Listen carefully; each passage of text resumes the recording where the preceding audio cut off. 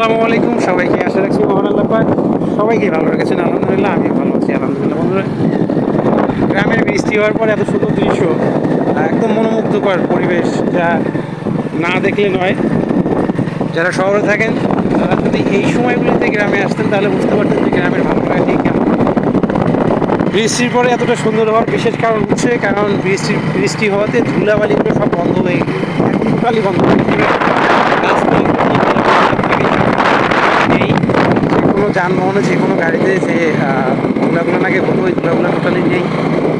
সব কিছু মিলেই পরিবেশটা একদম অসাধারণ,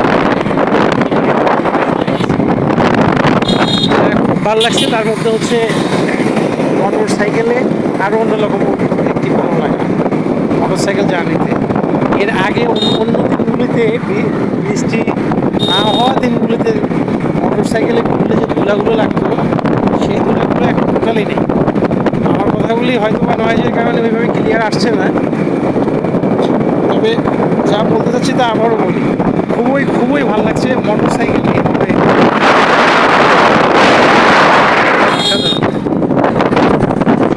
গ্রামের একেবারেই শেষ হয়ে গেছে। এই হচ্ছে গ্রামের রাস্তা। আমাদের দেশের তো সবগুলি, দেশের প্রতিটি জায়গাতে এখন রাস্তা এমন সুন্দরভাবে নির্মাণ করা হয়েছে, খুব সুন্দর করে।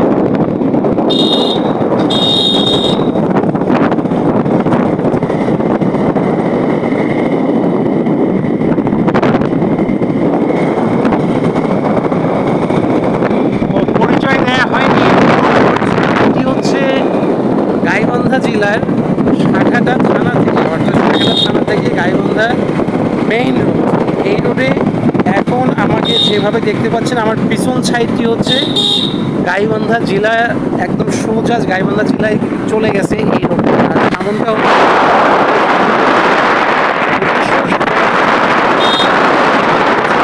বিশেষ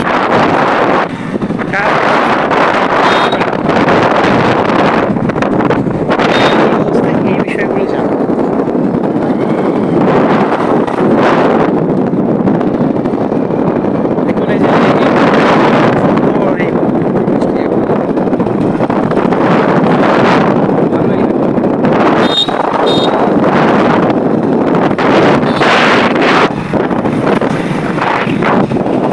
ভিডিওটি লং করছি না, জানি না আমার কথাগুলি কেমন আসছে। আমি আশা রাখবো যে কমেন্টে আপনাদের মতামত জানিয়ে যাবেন। ভিডিওটি হয়তো ওইভাবে আমি উপস্থাপন করতে পারলাম না গাড়িতে এই শব্দের কারণে, তো আপনাদের কমেন্ট কামনা করছি যে আপনারা আপনাদের মতামত জানাবেন। আর এই রোডটি যারা চেনেন তারা অবশ্যই জানাবেন যে এই এলাকা সম্পর্কে। এই এলাকাতে কত সুন্দর কিছু জায়গা আছে ঘুরিয়ে দেখানোর মতো। আজকে হয়তো বা যাবো না সেই জায়গাগুলিতে, কারণ আমি এখন এখানে অল্প দূর, 1 কিলো হবে না, যমুনা সেতু না, যমুনা নদীর যে বাঁধ আছে, ফেরিবাঁধ, ওখানে নিয়ে গিয়ে যদি আপনাদেরকে বড় করে দেখাতে পারতাম তাহলে খুবই ভালো লাগতো। তো যাবো না, যদি এরপরে কখনো ওখানে যাই তো আপনাদেরকে সেখানকার চিত্র তুলে ধরে দেখাবো ইনশাআল্লাহ।